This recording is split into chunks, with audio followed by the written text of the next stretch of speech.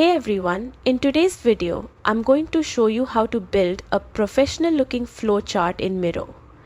Whether you're mapping out a process, brainstorming ideas, or planning a project, this is a total game changer. Before we start, make sure to hit that like button and subscribe if you love quick and useful Miro tutorials. Alright, let's get started. Open your Miro dashboard and click on New Board to create a blank canvas. Or for a faster way, just type Miro New in your browser.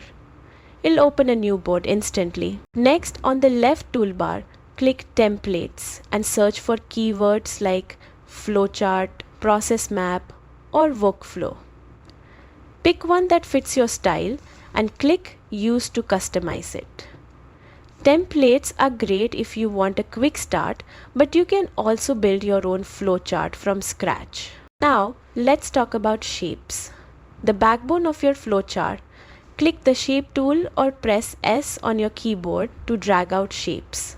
Use rectangles for tasks, diamonds for decisions, and ovals for start or end points. To label them, just double-click and type your text. You can also color code your shapes to make your chart easier to follow. Once your shapes are ready, connect them using the blue handles that appear when you click a shape. Just drag from one handle to another and Miro will automatically draw an arrow. You can label the arrows with words like yes or no, or even change their style and direction. And that's it. You now have a clean, connected flowchart ready to share or present.